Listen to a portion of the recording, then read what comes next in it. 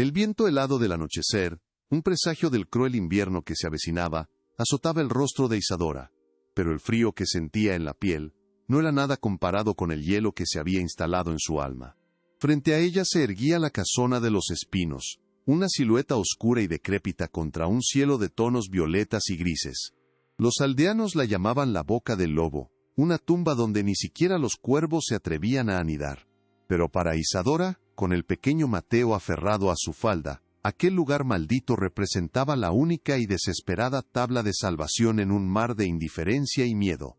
Las leyendas del pueblo, susurradas en voz baja para no invocar al mal, hablaban del espíritu errante de doña Elvira, la primera esposa del hacendado, desaparecida entre esas paredes manchadas de tiempo y tragedia. Isadora podía sentir las miradas de la gente a sus espaldas, una mezcla de lástima y reproche, por atreverse a profanar el santuario del dolor. Sin embargo, los fantasmas que otros temían eran menos aterradores que el rostro hambriento de su hijo, o el recuerdo opulento de don Ricardo Montenegro, cuyo poder y riqueza habían envenenado todo el valle. El recuerdo de su esposo, un hombre bueno cuyo único pecado fue tener la dignidad de alzar la voz contra la injusticia, era una herida abierta que supuraba con cada ráfaga de viento. Lo perdió todo por la crueldad de un solo hombre. Un tirano que se paseaba en carruajes de maderas finas mientras su gente se marchitaba. Ahora, despojada y marginada, Isadora entendía que la sociedad no era más que un castillo de naipes sostenido por el miedo. Y ellos habían sido la carta descartada, arrojada a la intemperie por la mano implacable del poder. Con un temblor que no era solo por el frío, empujó la pesada puerta de roble. Un gemido largo y lastimero resonó en el interior, como si la propia casa exhalara un suspiro de agonía. El aire que la recibió era denso y viciado, una mezcla sofocante del olor a polvo acumulado por décadas, a madera podrida, y a la humedad persistente del abandono. Era el aliento de un lugar muerto, un aroma que hablaba de soledad y de secretos enterrados bajo capas de olvido y silencio. A la pálida luz del crepúsculo que se filtraba por los cristales rotos, el gran salón parecía un cementerio de lujos olvidados. Muebles cubiertos por sábanas blancas como fantasmas sentados a la espera, tapices descoloridos que colgaban de las paredes como piel muerta, y una monumental chimenea de mármol, ahora negra por un hollín que parecía tener la edad del propio tiempo. Isadora, sin embargo, no vio el espanto sino un techo, no vio la ruina, sino un refugio para proteger a su hijo del inminente invierno. El silencio era casi palpable, una presencia física que lo envolvía todo, roto únicamente por el ulular del viento en las chimeneas y el latido desbocado de su propio corazón. Cada sombra parecía moverse con vida propia, cada crujido del suelo bajo sus pies era un eco de pasos que ya no existían. Apretó con más fuerza la pequeña mano de Mateo, anclándose a la única certeza que le quedaba en el mundo. El amor por su hijo era más fuerte que cualquier maldición, más poderoso que cualquier fantasma. Antes de continuar, suscríbete al canal, comparte y dale me gusta, porque el final de esta historia te va a sorprender. Y cuéntame en los comentarios, ¿tendrías el valor de entrar a un lugar maldito si fuera la única esperanza para tus hijos? De pie en el centro de aquel mausoleo de opulencia perdida, Isadora sintió el peso de una historia que no era la suya, pero que ahora la reclamaba como propia. Los susurros sobre doña Elvira y su trágico final parecían impregnar las paredes, pero el miedo a los muertos era un lujo que no podía permitirse. Su lucha era contra los vivos, contra la tiranía de un hombre que creía ser dueño de la tierra y de las vidas que en ella habitaban. Con una resolución forjada en el fuego del dolor y la desesperación, decidió que no sería una víctima más de aquel lugar. Convertiría las ruinas en un hogar, desafiaría las sombras y le arrebataría al olvido un futuro para su hijo. Mal sabía ella que el verdadero secreto de aquel lugar no eran los fantasmas, sino algo que cambiaría para siempre el destino de su familia. No siempre fue así. Hubo un tiempo, no tan lejano, en que el mundo de Isadora no estaba teñido de grises, y el frío era solo una estación del año, no un estado permanente del alma. Antes de la sombra de don Ricardo, su vida era un lienzo de colores cálidos, pintado con la risa de su esposo Juan y las pequeñas manos de Mateo. Vivían en una modesta casa de adobe, con un techo que a veces goteaba bajo la lluvia, pero que siempre albergaba un calor que ninguna fortuna podía comprar. El recuerdo de Juan era a la vez un bálsamo y una daga. Era un hombre forjado por el sol y la tierra, de manos callosas por el trabajo pero de un tacto infinitamente tierno. Su voz, grave y serena, era la melodía que arrullaba a Mateo por las noches y la promesa de un futuro mejor susurrada al oído de Isadora, bajo un manto de estrellas. Juntos, no poseían más que su amor y la fuerza de su juventud, pero en la inocencia de sus días, se sentían los seres más opulentos del valle. Cada amanecer comenzaba con el aroma del café de olla y las tortillas inflando sobre el comal, un ritual sagrado que prometía otro día de esfuerzo y de sencilla felicidad. Isadora encontraba un propósito profundo en el cuidado de su hogar y su familia, transformando la pobreza en dignidad con cada flor que plantaba en el pequeño jardín, con cada remiendo que hacía en la ropa de su esposo. Su universo era pequeño pero completo, un círculo perfecto de amor y trabajo que parecía inexpugnable. Mateo, en aquel entonces, era un niño cuya única preocupación era perseguir mariposas y escuchar los cuentos que su padre le inventaba sobre conejos valientes y coyotes astutos. Su risa era el eco de la felicidad de sus padres, un sonido puro y cristalino que llenaba cada rincón de su humilde morada. Isadora lo observaba jugar, con el corazón rebosante de una gratitud tan inmensa que a veces le hacía temer que una dicha tan grande no pudiera durar para siempre. Y no duró. La felicidad, como un frágil jarrón de cristal, se hizo añicos contra la roca de la ambición de un solo hombre. Don Ricardo Montenegro no era solo el dueño de la hacienda. Se creía el dueño del valle, del río que lo alimentaba, y de las vidas que dependían de él.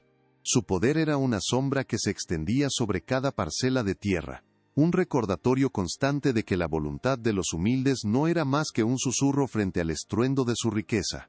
Don Ricardo se desplazaba por el valle no como un hombre, sino como una deidad de la codicia, montado en un carruaje de maderas nobles tirado por caballos que valían más que la vida de 10 jornaleros.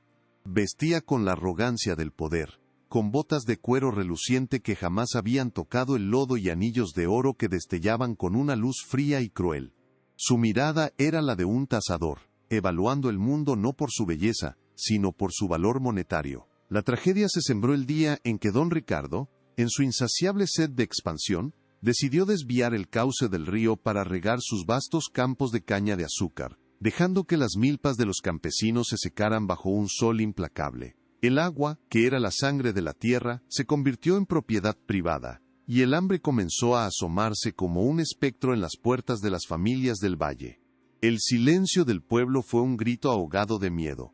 Pero Juan no supo callar. Su corazón, demasiado justo para aceptar semejante tiranía, lo impulsó a hablar. No con violencia, sino con la firmeza de la razón.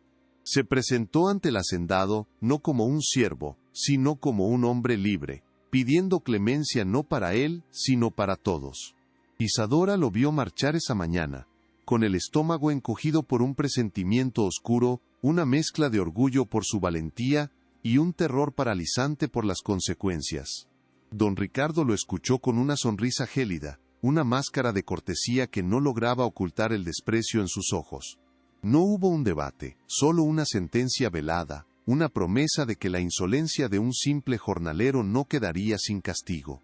La tierra obedece a quien tiene la fuerza para tomarla, y el agua sigue el mismo curso, fueron sus palabras, cargadas de una amenaza que heló la sangre de todos los presentes. Esa noche, Juan no regresó a casa. Isadora esperó, con el corazón martillando contra sus costillas, mientras cada sombra que danzaba a la luz de la vela, se convertía en una aparición funesta.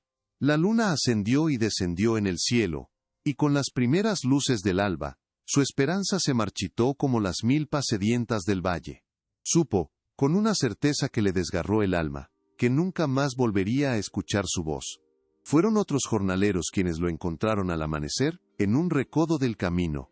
La versión oficial, dictada desde la opulencia de la casa grande, fue un trágico accidente, una caída desafortunada, pero los moretones que marcaban su cuerpo, y el silencio sepulcral que cayó sobre el pueblo, contaban una historia diferente, una verdad susurrada con miedo. La justicia en aquel valle tenía el rostro de don Ricardo Montenegro. El dolor de Isadora fue un abismo silencioso.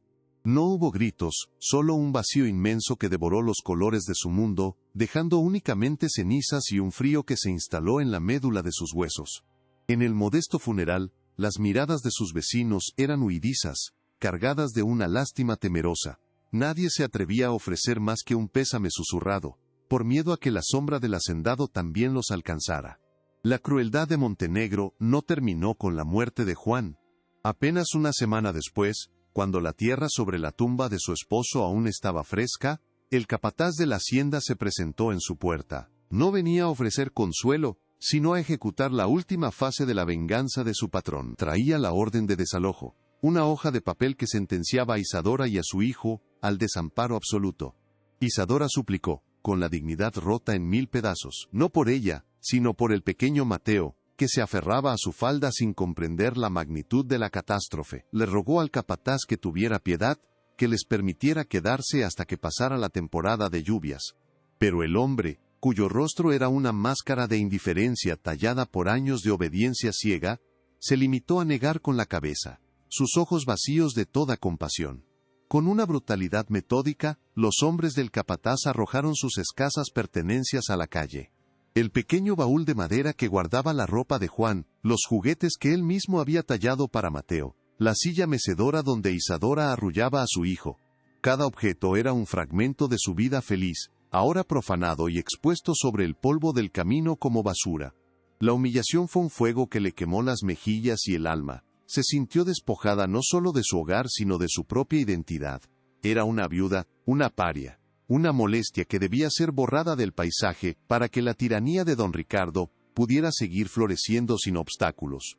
El mundo se había convertido en un escenario hostil, y ella era la protagonista de una tragedia que no había elegido. Mateo, al ver sus juguetes rotos en el suelo y las lágrimas silenciosas de su madre, comenzó a llorar. No era un llanto de niño, sino un sollozo de miedo puro, el lamento de quien ve su universo seguro desmoronarse sin entender por qué. Ese sonido fue para Isadora más doloroso que cualquier golpe, una herida que la marcó con la determinación de sobrevivir, no por ella, sino para proteger esa pequeña vida a cualquier costo.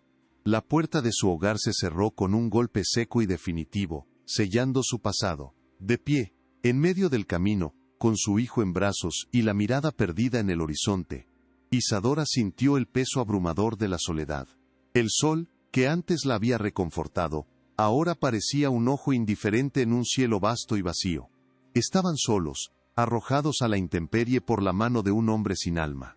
Comenzó a caminar sin rumbo, buscando refugio entre las casas de sus vecinos, pero las puertas que antes se abrían con una sonrisa, ahora permanecían cerradas. A través de las ventanas podía ver los rostros que se apartaban, las cortinas que se corrían. El miedo era una enfermedad contagiosa, y ella era la portadora.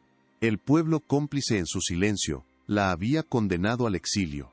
El sabor amargo de la necesidad comenzó a instalarse en su boca, un recordatorio constante de su vulnerabilidad. El viento que antes le traía el aroma de las flores silvestres, ahora le soplaba al rostro el polvo de su propia desgracia. Un mensajero del crudo invierno que se aproximaba y que amenazaba con devorarlos. La desesperación era un pozo oscuro que amenazaba con tragarla. Fue entonces, cuando toda esperanza parecía perdida, que una anciana, movida por un último vestigio de piedad, le habló en un susurro del único lugar al que nadie se atrevía a ir. Un techo abandonado que pertenecía a la geografía del miedo del valle. La casona de los espinos. Un lugar maldito, decían, pero para una madre cuyo único fantasma era el hambre en los ojos de su hijo, la maldición sonaba como una promesa de refugio. Y así, con el mundo reducido a un bulto de mantas raídas y el peso de su hijo en brazos, comenzó la peregrinación de Isadora hacia la nada.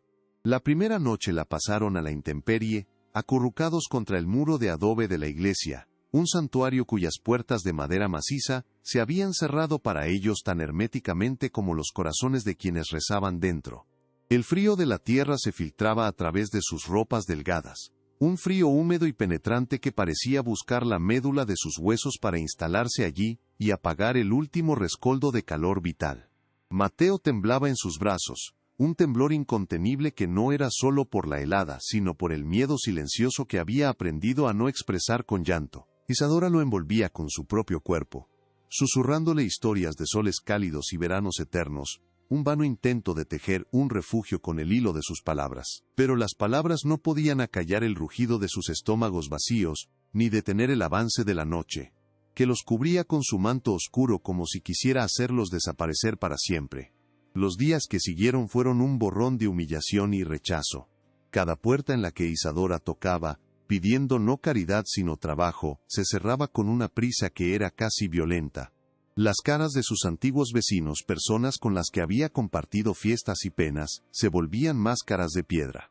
Veía en sus ojos la lástima, sí, pero ahogada por un miedo mucho más grande. El temor a la ira de don Ricardo, una deidad terrenal cuyo descontento podía significar la ruina. El hambre dejó de ser una molestia para convertirse en una presencia física, un dolor agudo y constante en el vientre que nublaba el pensamiento y debilitaba las rodillas. El mundo, que antes olía a tierra mojada y a flores de campo, ahora solo olía a polvo y a la desesperanza de los caminos. El sabor metálico de la inanición se instaló en la boca de Isadora, un recordatorio perpetuo de que estaban siendo borrados lentamente de la existencia, olvidados por un mundo que seguía girando con indiferencia. La fuerza de Isadora, aquella que siempre había parecido inagotable, comenzó a flaquear. El dolor por la pérdida de Juan, que había mantenido a raya con la urgencia de la supervivencia, ahora la asaltaba en oleadas de una angustia tan profunda que le cortaba la respiración. Se sentía como una hoja seca arrastrada por un viento cruel, sin raíz y sin destino, y la culpa la carcomía al ver los ojos hundidos de su hijo, cuya infancia estaba siendo robada por la codicia de un hombre. Fue en el punto más bajo de su desesperación, sentada en el polvo del mercado mientras los mercaderes pregonaban sus mercancías y la gente pasaba a su lado como si fuera invisible, cuando la escuchó. Era una anciana de ojos nublados y piel curtida como un pergamino antiguo. Una de esas mujeres que el pueblo consideraba medio loca, pero que veía más allá de las apariencias. Se acercó a Isadora, no con lástima sino con una extraña complicidad en la mirada. En un susurro que era casi un silbido, le habló de la casona de los espinos. No la describió como un refugio, sino como el último lugar sobre la tierra. Una morada del olvido que ni siquiera el hacendado se atrevía a reclamar por completo. Le contó las historias de doña Elvira, del llanto que algunos juraban escuchar en las noches de luna llena, de las sombras que danzaban tras los cristales rotos.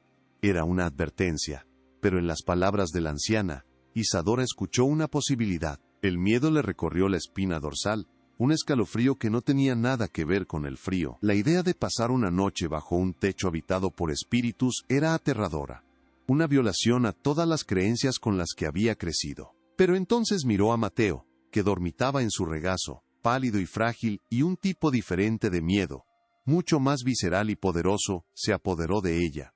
¿Qué fantasma podía ser más cruel que el espectro del hambre que ya los estaba devorando? La elección se volvió terriblemente clara.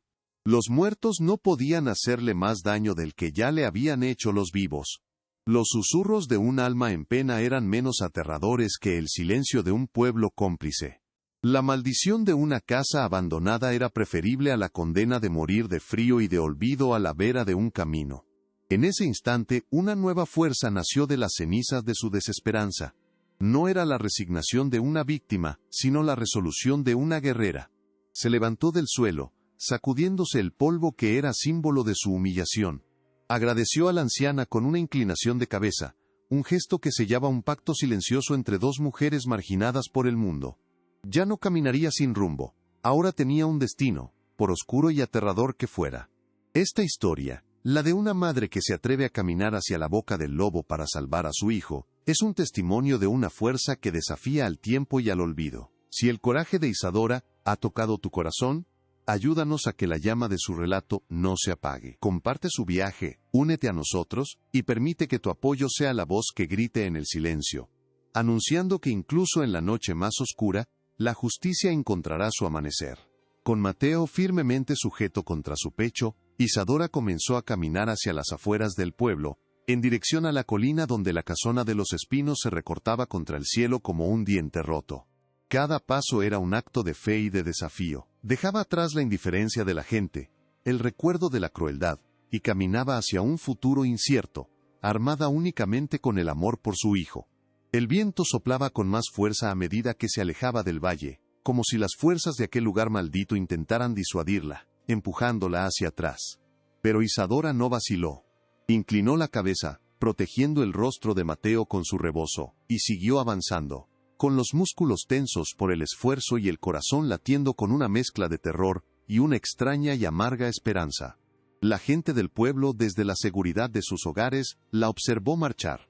Algunos se persignaron, otros simplemente negaron con la cabeza, convencidos de que la viuda de Juan había perdido finalmente la razón. No podían entender que la locura, a veces, es solo el nombre que el miedo le da al coraje más puro y desesperado que existe. Finalmente, al caer la tarde, llegó. La casona de los espinos se erigía frente a ella, tal como la había descrito la anciana, una ruina majestuosa, una belleza carcomida por el tiempo y la tragedia. Era un lugar que respiraba soledad, y fue allí, en el umbral de lo prohibido, sintiendo el frío de la piedra y el aliento viciado que escapaba del interior, donde supo que su vieja vida había terminado para siempre.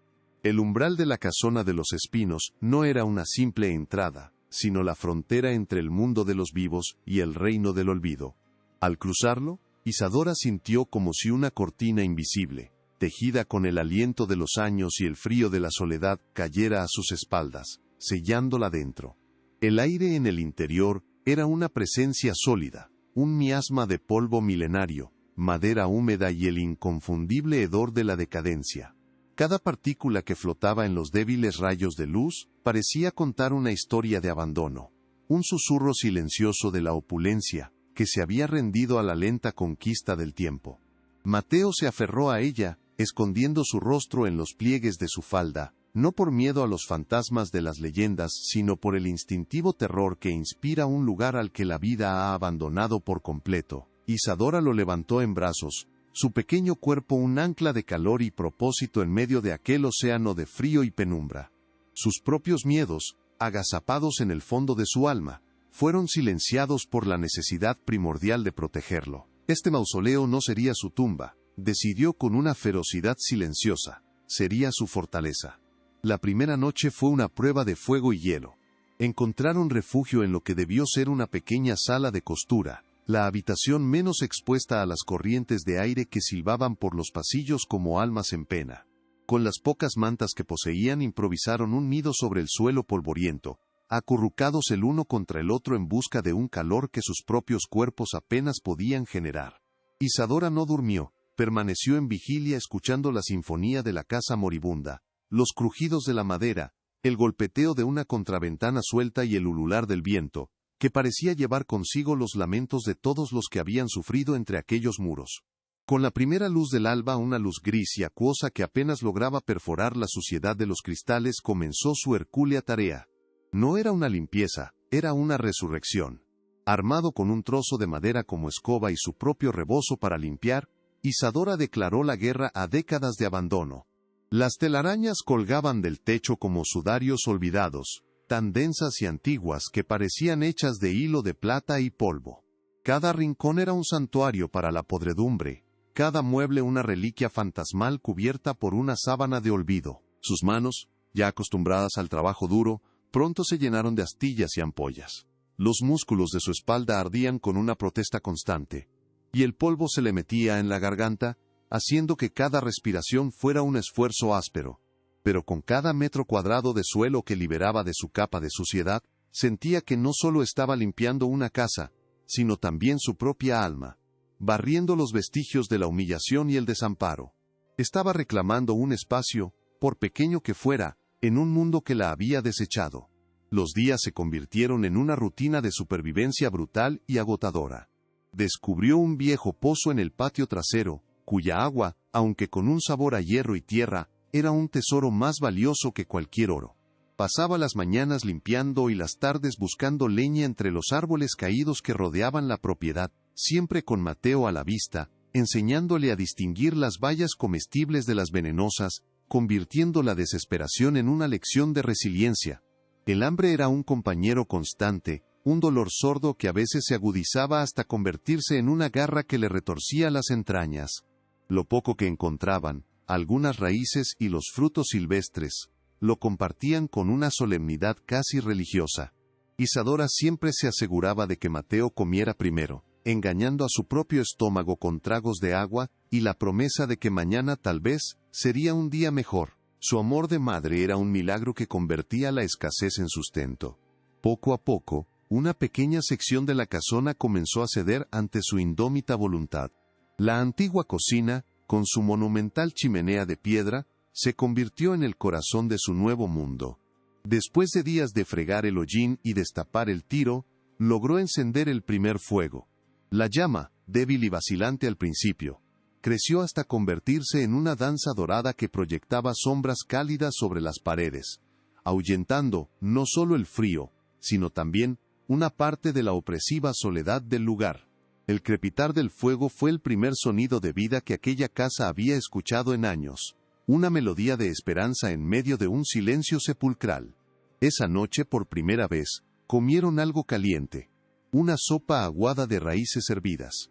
Pero en la boca de Isadora y Mateo, aquel caldo insípido tenía el sabor de un banquete, el gusto de la victoria, de la supervivencia ganada a pulso contra un mundo decidido a verlos perecer. Con un espacio seguro establecido, Isadora se atrevió a enfrentarse al desafío mayor, el gran salón. Era el epicentro de la decadencia de la casa, un vasto espacio donde los fantasmas de fiestas opulentas parecían haberse quedado atrapados. Los muebles, aunque cubiertos, insinuaban formas de sofás de terciopelo y mesas de maderas exóticas. Era un recordatorio tangible de la riqueza de don Ricardo, una riqueza construida sobre la desgracia de otros, una opulencia que ahora se pudría como un cadáver sin sepultura. Fue mientras arrastraba un pesado arcón de roble para despejar el centro de la habitación que lo notó. No fue un sonido fuerte, sino una sutil diferencia en la resonancia de la madera bajo sus pies. Un eco hueco, una vibración anómala que rompía la solidez del resto del piso. Se detuvo, el corazón de repente latiendo con una nueva cadencia. Volvió a pisar el mismo lugar, con más cuidado esta vez. El sonido se repitió, un quejido sordo que parecía venir de las entrañas de la tierra. La curiosidad, mezclada con una necesidad práctica de asegurarse de que el suelo era seguro para su hijo, la impulsó a investigar. Se arrodilló, pasando los dedos por las uniones de las anchas tablas de nogal.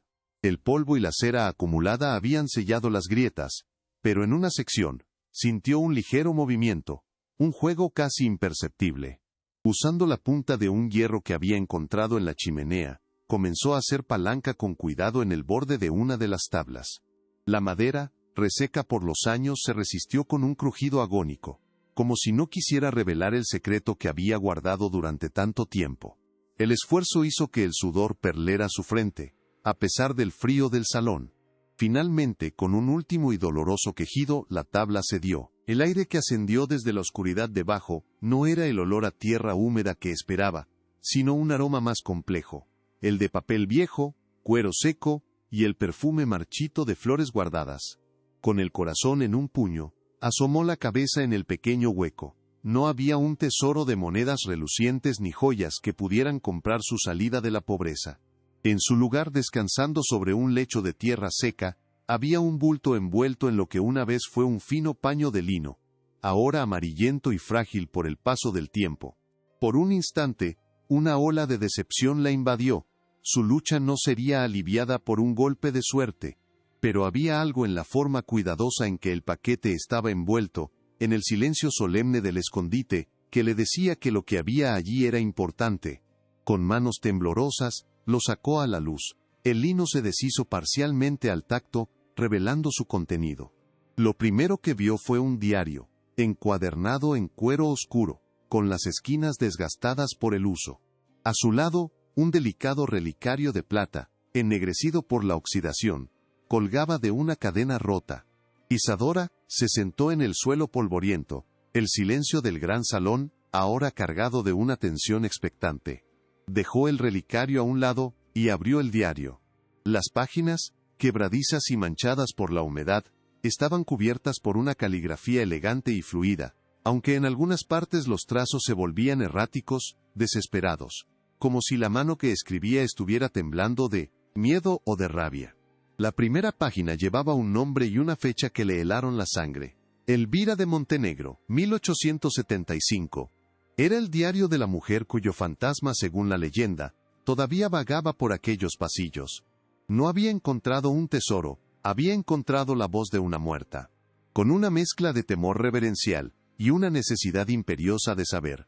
Comenzó a leer la primera entrada. Las palabras de Elvira pintaban un retrato vívido de su vida en la casona, una vida que comenzó con la esperanza de un matrimonio próspero, y que rápidamente se convirtió en una jaula de oro. Describía a un joven Ricardo Montenegro, no como el hacendado todopoderoso que Isadora conocía, sino como un hombre consumido por una ambición voraz, un desprecio por la tierra que ella amaba, y una crueldad que ocultaba tras una fachada de encanto. Página tras página el diario se convertía en una crónica de abuso emocional y manipulación. Elvira detallaba los planes de Ricardo para despojarla de las tierras que ella había heredado de su familia, su frustración al ver cómo él la aislaba de sus amigos, y su creciente temor por su propia seguridad. Era la historia de una mujer atrapada, cuya riqueza y estatus no eran más que barrotes más gruesos en su prisión. Isadora leía, absorta, sintiendo una conexión profunda con aquella mujer a la que nunca conoció. Ambas habían sido víctimas de la misma crueldad, separadas solo por el tiempo y la clase social. El dolor de Elvira, plasmado en tinta desvaída, resonaba con el suyo propio, creando un puente de empatía a través de las décadas. La opulencia de la que hablaba Elvira no era más que una versión más elaborada de la misma tiranía que había destruido su propia vida. Luego, llegó a la última entrada. La caligrafía era casi ilegible, los trazos desesperados de alguien que escribe contra el tiempo. Elvira revelaba haber descubierto la prueba definitiva de que Ricardo planeaba declararla loca para apoderarse de todo. Escribió sobre una confrontación, sobre la máscara de cortesía de su esposo cayendo para revelar al monstruo que había debajo. La pluma temblaba al narrar su miedo, su certeza de que esa noche no sobreviviría. Las últimas líneas eran un testamento y una acusación. Me ha encontrado. Sé lo que va a hacer. Si alguien lee esto, que sepa que no desaparecí. Don Ricardo Montenegro me asesinó por mi herencia. Mi cuerpo yacerá bajo las tablas de este mismo salón, el lugar donde una vez bailamos. Que Dios lo perdone, porque yo nunca lo haré. La tinta se corría en la última palabra, como si una lágrima hubiera caído sobre ella. Isadora cerró el diario de golpe, su respiración atrapada en su pecho. El aire del salón de repente se sintió gélido, pesado, cargado con la verdad de un crimen enterrado. Miró el suelo bajo sus pies, no como un refugio, sino como la lápida sin nombre de una mujer asesinada. Estaba viviendo sobre una tumba, la tumba de la primera víctima de la ambición que había devorado el valle. Con manos que ya no le pertenecían tomó el relicario de plata. El broche estaba atascado pero con la uña logró abrirlo. Dentro, protegido del tiempo, había un retrato en miniatura pintado con exquisito detalle. El rostro de una mujer joven, de ojos tristes pero desafiantes, la miraba desde el pasado. Era doña Elvira, la prueba irrefutable. En ese instante, todo cambió. El miedo a los fantasmas se disipó, reemplazado por una ira fría y clara como el acero. Ya no era solo una viuda luchando por sobrevivir. El destino, o quizás el espíritu inquieto de Elvira, la había elegido. Le había entregado no solo el secreto de la casa, sino la llave para destruir al hombre que les había arrebatado todo. Se puso de pie, sosteniendo el diario y el relicario contra su pecho, como si fueran un escudo y una espada. El peso de la injusticia, la suya y la de Elvira, se asentó sobre sus hombros, no para aplastarla, sino para forjarla en algo nuevo. Miró a su alrededor, a las sombras del gran salón, y por primera vez no sintió miedo, sino una alianza. El susurro de la casa maldita ya no era una amenaza, era una promesa de justicia. La casona de los espinos no era su refugio, era su campo de batalla. Y el tesoro que había encontrado bajo el suelo no era para escapar sino para luchar. La viuda desamparada había muerto en ese salón, y en su lugar se había levantado la heredera de una venganza, la voz de los silenciados, la tormenta que finalmente se cernía sobre la opulenta y sangrienta dinastía de don Ricardo Montenegro. El humo que ascendía de la chimenea de la casona de los espinos fue la primera señal, un susurro de vida en un lugar que el pueblo había entregado a la muerte. Al principio, fue motivo de persignaciones y rezos apurados, la certeza de que el espíritu de doña Elvira por fin había encontrado la manera de avivar un fuego en su gélida morada. Pero la curiosidad es más fuerte que el miedo, y pronto, los más osados vieron la silueta de Isadora, una mujer de carne y hueso, moviéndose tras los cristales limpios. La historia comenzó a mutar en los susurros del mercado y las cantinas. Nadie podía creer que una viuda desamparada pudiera sobrevivir en aquel lugar maldito solo con raíces y coraje. La lógica de la codicia, la única que el valle entendía, dictó una nueva verdad. La mujer no había encontrado un refugio, sino un tesoro. Un alijo de oro olvidado por los antiguos dueños, la fortuna perdida de doña Elvira. La leyenda del fantasma fue reemplazada por el cuento de una riqueza oculta. La noticia le llegó a don Ricardo Montenegro como una nota discordante en la sinfonía de su poder, llevada por el viento a través de sus capataces y soplones. La idea de que la viuda del insolente Juan, esa mujer a la que él mismo había arrojado a la miseria, estuviera viviendo en la opulencia secreta de una fortuna encontrada, era una afrenta intolerable. La casona, aunque abandonada, era parte de sus dominios, una extensión de su poder, y cualquier tesoro encontrado en ella le pertenecía por un derecho que él consideraba divino. No era solo la codicia lo que avivaba el fuego en sus entrañas, sino un veneno más profundo, el orgullo herido. La supervivencia de Isadora era un acto de desafío, una diminuta llama de resistencia en un valle que él había sumido en la oscuridad de la obediencia. Que esa llama pudiera ser alimentada por oro era una posibilidad que no podía permitir. La mujer y el niño eran cabos sueltos de una injusticia que él creía perfectamente ejecutada. Y ahora amenazaban con enredarse en sus pies. La llegada de Montenegro no fue un llamado a la puerta, sino una invasión. El estruendo de los cascos de 4 caballos, bestias magníficas cuyos arneses de cuero y plata valían más que la vida de un jornalero, anunció su arribo. Él no descendió de un carruaje, sino que cabalgaba al frente de 3 de sus hombres más brutales, matones cuya lealtad había sido comprada con monedas y cuya conciencia había sido ahogada en alcohol y crueldad. Eran la extensión física de su voluntad tiránica. El estruendo fue un martillo que golpeó directamente el corazón de Isadora. Estaba afuera, recogiendo leña, con Mateo jugando a sus pies. El pánico inicial, frío y paralizante, amenazó con ahogarla. Pero al ver el rostro asustado de su hijo, el miedo se transformó en una coraza de hielo. Lo tomó en brazos y corrió hacia la casa, no para esconderse, sino para prepararse. Sabía que este día llegaría. El diario de Elvira, su arma secreta, descansaba en su escondite, esperando su momento. La pesada puerta de roble se abrió de una patada, rindiéndose con un gemido de madera astillada. Don Ricardo Montenegro entró en el gran salón como si fuera el dueño del mundo, su figura imponente recortada contra la luz del atardecer. Sus botas de cuero, pulidas hasta brillar, pisaron con arrogancia el suelo que Isadora había fregado con sus propias manos. Sus ojos, fríos como fragmentos de obsidiana, recorrieron la estancia con desdén, deteniéndose en la humilde limpieza, en la ausencia de la opulencia que había venido a reclamar. Así que la rata encontró un nuevo nido, su voz era un látigo de desprecio. Y me dicen que un nido con huevos de oro. ¿Dónde está, mujer? No tengo tiempo para tus juegos. Entrégame lo que encontraste en mi propiedad, y tal vez te permita seguir viviendo en esta posilga con tu cachorro. Sus hombres se rieron. Una risa áspera que profanó el silencio recuperado de la casa. Isadora permaneció inmóvil, con Mateo aferrado a su cuello, su pequeño rostro escondido de la vista de aquellos monstruos. Su corazón latía con la fuerza de un tambor de guerra, pero su rostro era una máscara de serenidad forjada en el dolor. No respondió. Su silencio fue un desafío más elocuente que cualquier palabra, una negativa que enfureció al hacendado, acostumbrado a una obediencia inmediata y temerosa. «Busquen», rugió Montenegro, y sus hombres se abalanzaron sobre el salón. El caos estalló. La poca vajilla que Isadora había rescatado fue hecha añicos contra el suelo. Las mantas fueron arrancadas de su improvisada cama y rasgadas. Los muebles que ella había limpiado y tratado con respeto, fueron volcados y golpeados, en una búsqueda frenética y destructiva del oro que solo existía en su imaginación codiciosa. Cada golpe era una herida en el alma de Isadora, cada objeto roto, un recordatorio de la fragilidad de su refugio.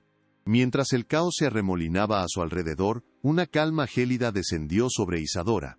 Se dio cuenta de que no estaban buscando oro, estaban destruyendo su esperanza, aniquilando el hogar que había construido sobre las cenizas de su vida anterior. Vio la mirada de Montenegro, fija en ella, disfrutando de su angustia, esperando que se quebrara. Fue entonces cuando supo que era el momento. El miedo se había ido, reemplazado por una ira justa y una claridad de propósito que nunca antes había sentido. El tesoro que busca no está hecho de oro, don Ricardo. Su voz cortó el aire viciado, sorprendentemente firme y clara. No era el ruego de una víctima, sino la declaración de una igual. Los hombres se detuvieron, desconcertados por su tono. Montenegro frunció el ceño, intrigado y molesto por su audacia. Hay cosas más valiosas que el metal. Hay secretos que la tierra guarda, esperando la mano correcta para ser desenterrados. Con un movimiento lento y deliberado se arrodilló, sin soltar a Mateo. Con una mano, retiró la pequeña alfombra que había tejido con juncos para cubrir el lugar. Sus dedos encontraron el borde de la tabla suelta. El corazón de Montenegro dio un vuelco, sus ojos brillaron con la anticipación de la victoria. Estaba convencido de que iba a revelar el escondite del oro. La vio levantar la tabla con esfuerzo, revelando la oscuridad debajo. Pero de la cavidad, Isadora no sacó un cofre pesado ni bolsas de monedas. Extrajo un bulto envuelto en lino, el mismo que había encontrado semanas atrás. Lo desenvolvió con una reverencia casi sagrada, revelando el diario de cuero oscuro y el relicario de plata ennegrecida. Lo depositó todo sobre el suelo, a la vista de todos. El anticlímax fue tan profundo que uno de los hombres soltó una risita nerviosa.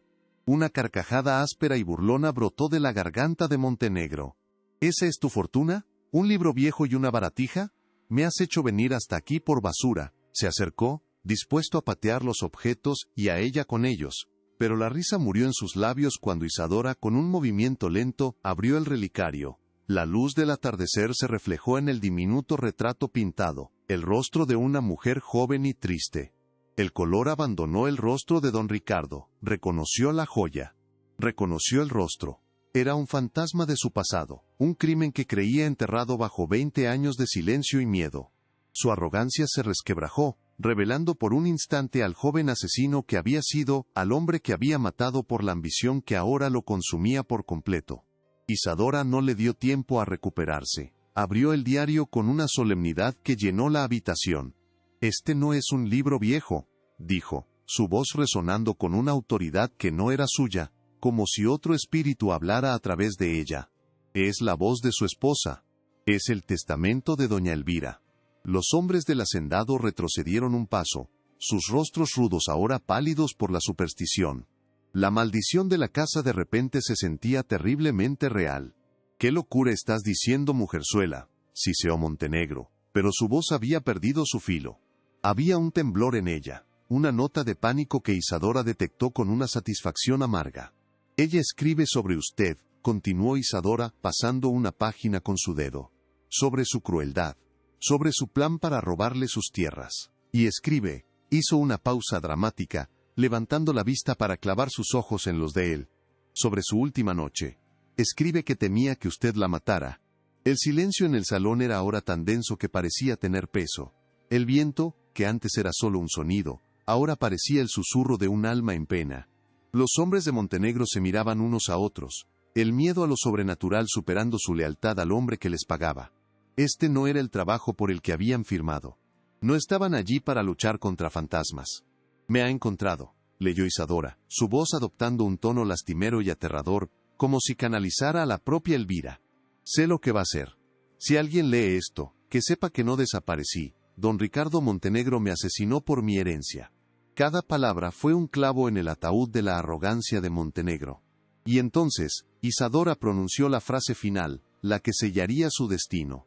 «Mi cuerpo yacerá bajo las tablas de este mismo salón». Levantó la vista del diario, su mirada fija en el suelo directamente a los pies de Montenegro. «Estamos parados sobre su tumba, señor, su esposa está aquí con nosotros». Eso fue lo que rompió el dique. Uno de los hombres soltó una exclamación ahogada y se persignó, retrocediendo hacia la puerta. El otro lo siguió, sus ojos desorbitados fijos en el suelo, como si esperara que una mano esquelética emergiera de entre las tablas. La superstición, el arma que Montenegro había usado para mantener a la gente alejada de la casa, ahora se volvía contra él. La verdad, una vez liberada, fue como un veneno en las venas de Montenegro. El rostro del hacendado se contorsionó en una máscara de furia animal. El miedo fue reemplazado por la rabia del hombre acorralado. Con un grito que no era humano, se abalanzó, no hacia el diario sino hacia Isadora. Su intención era silenciar para siempre la voz que lo había expuesto. Pero Isadora no se movió. Se quedó allí, de rodillas, abrazando a su hijo, con los ojos fijos en él.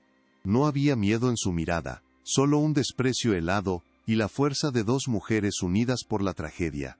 Fue esa mirada, esa ausencia total de temor, lo que lo detuvo a medio camino. Vio en ella, no a una viuda indefensa sino a un juez, a un espectro de la justicia que no podía intimidar ni comprar.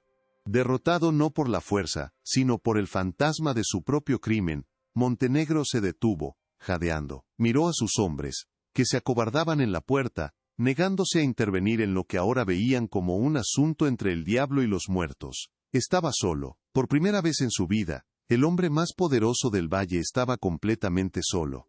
Con un gruñido de odio puro se dio la vuelta.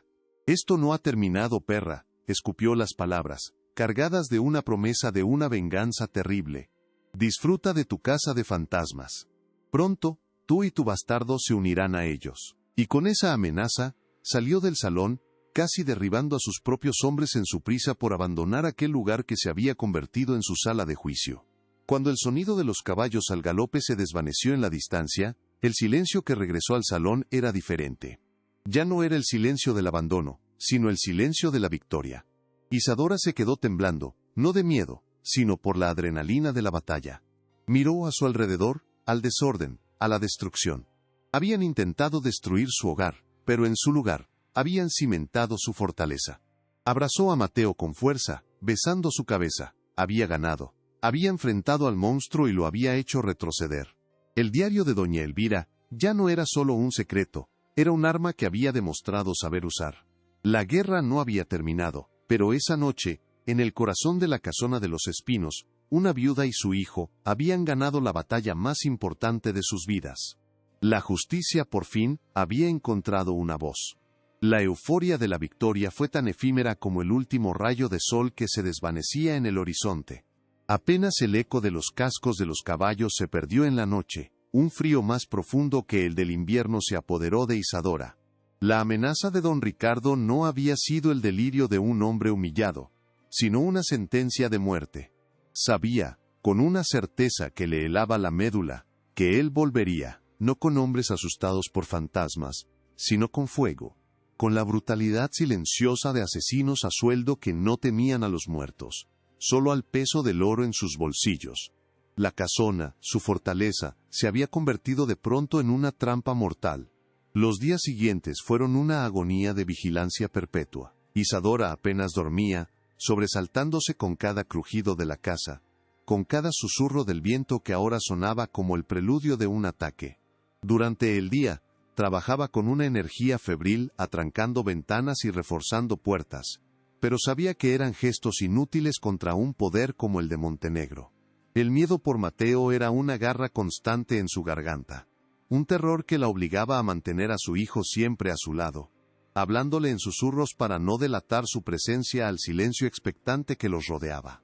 El aire olía a peligro, y el sabor de la comida era el de la ceniza de la incertidumbre.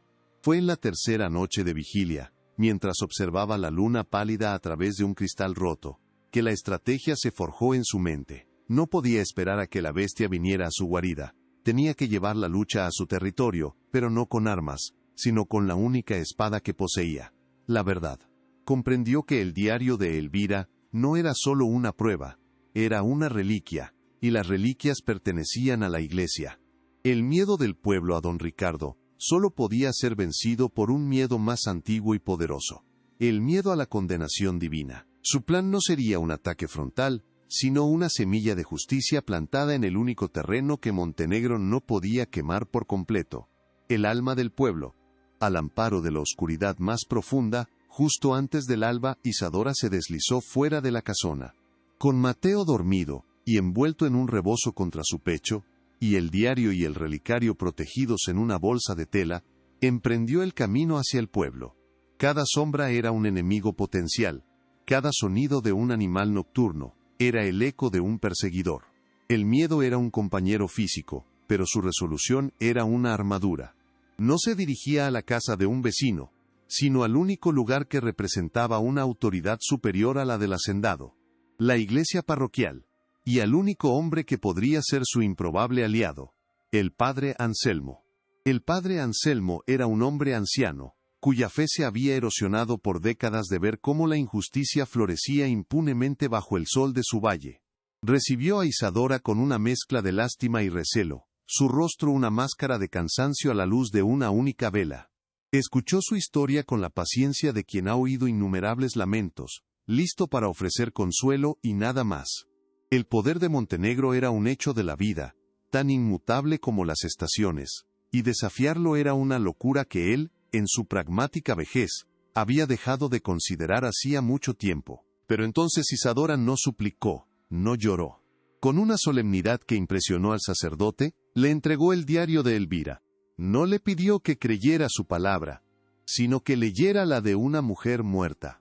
A la luz vacilante de la vela, Isadora leyó en voz alta los pasajes más desgarradores, su voz firme y clara, convirtiéndose en el vehículo de un dolor que había esperado décadas para ser escuchado.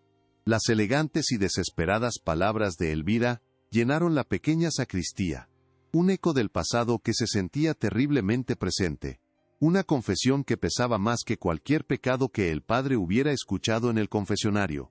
El golpe de gracia fue el relicario. Cuando Isadora lo abrió y el rostro en miniatura de doña Elvira pareció mirarlos desde la tumba, algo se rompió en el viejo sacerdote.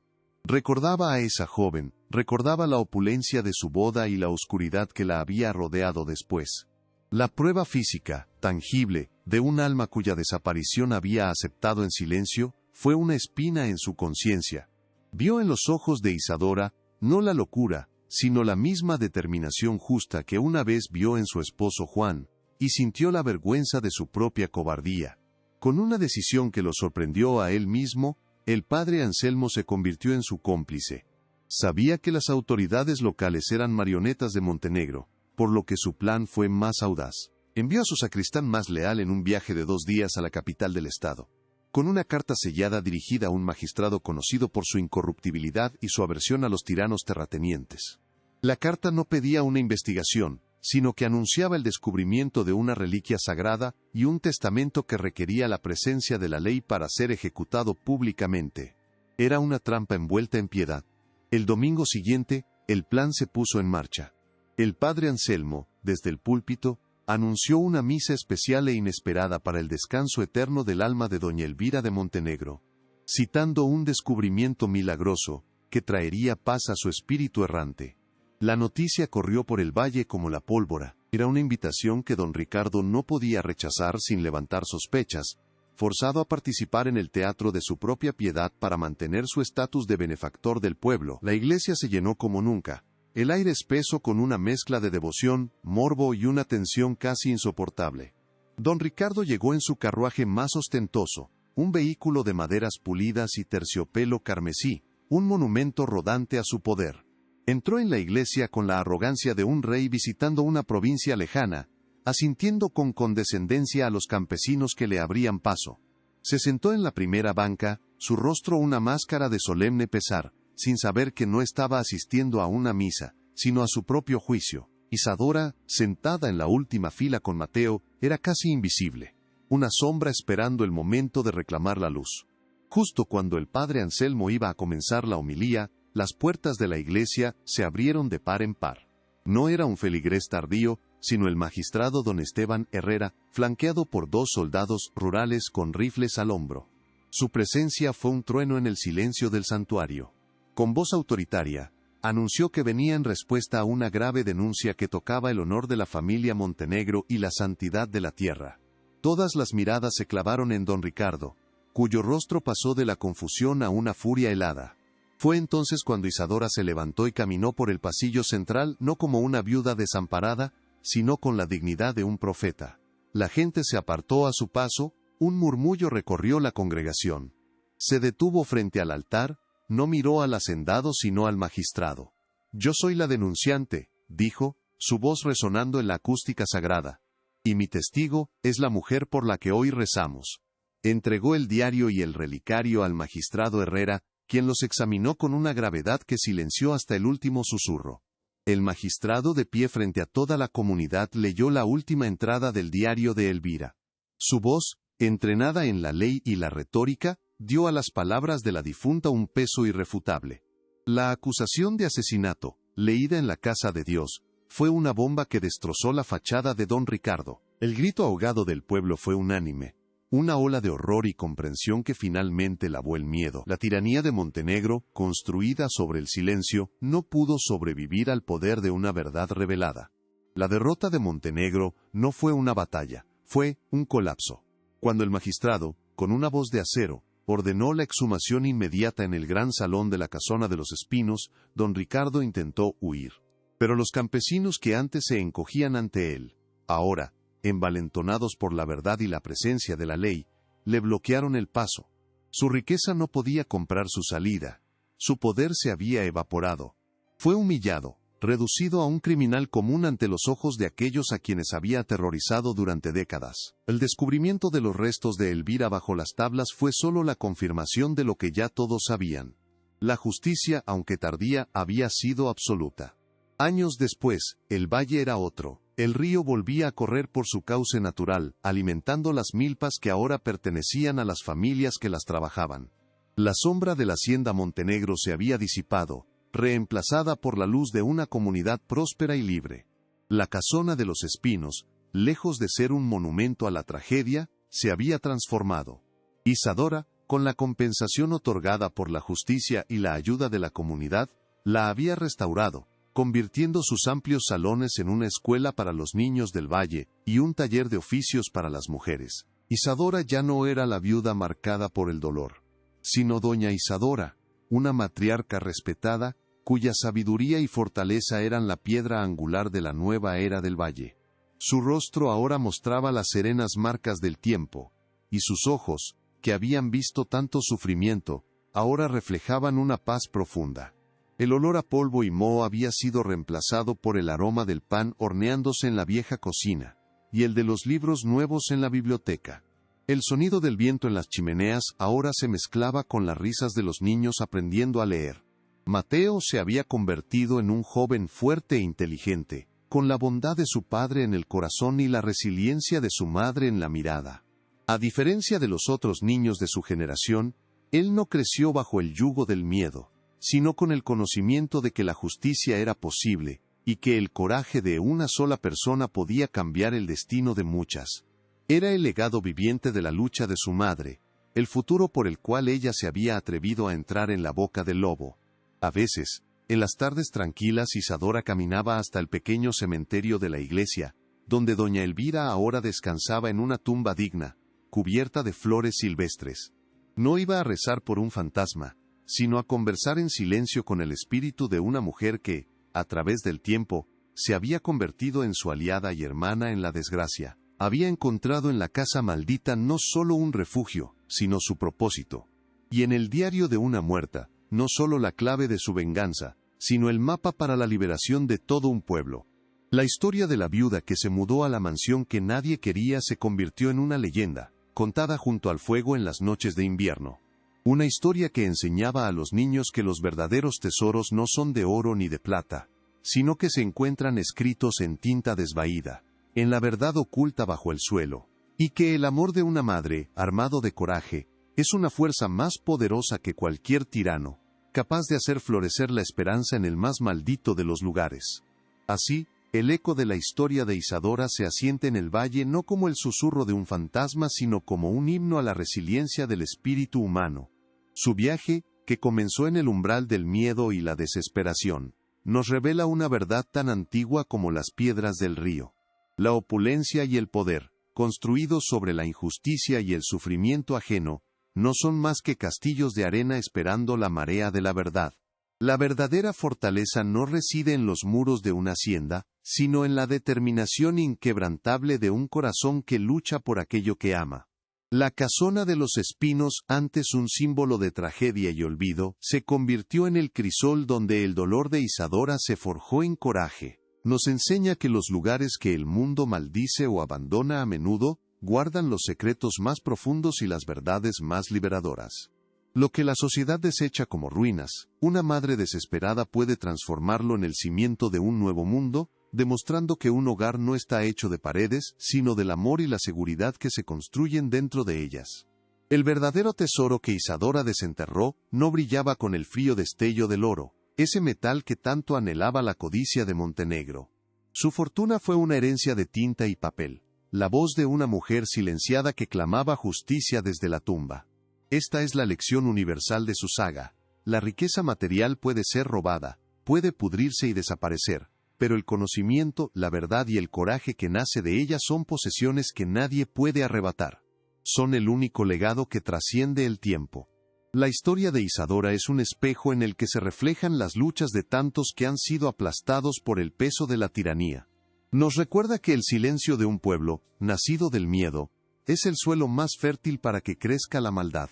Pero también nos muestra que una sola voz, por muy humilde que sea, armada con la verdad, puede despertar a una comunidad entera, transformando a un rebaño de ovejas asustadas en una manada de leones dispuestos a reclamar su destino. El legado de don Ricardo Montenegro fue el polvo y el desprecio, su nombre, una mancha en la memoria del valle. En cambio, el legado de Isadora fue la risa de los niños aprendiendo a leer en los salones que, una vez albergaron el dolor, fue el pan compartido en una comunidad libre, y fue el futuro brillante en los ojos de su hijo Mateo.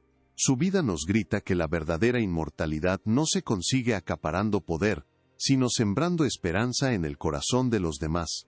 Cada uno de nosotros enfrenta en algún momento su propia casona de los espinos, un desafío que parece insuperable, un lugar de miedo que estamos obligados a habitar. La historia de Isadora no es solo un cuento para entretener, sino una brújula para el alma, que nos guía a través de nuestras propias noches oscuras, y nos anima a buscar la verdad que yace bajo nuestros pies, esperando ser descubierta para liberarnos. Porque al final, el amor de una madre demostró ser la fuerza más revolucionaria de todas. No necesitó un ejército, ni la opulencia de una fortuna. Le bastó con el amor por su hijo para enfrentarse a un monstruo, para desenterrar un crimen, y para devolverle la luz a un valle entero. Es un recordatorio de que los actos de valentía más grandes a menudo nacen de los sentimientos más puros y primordiales.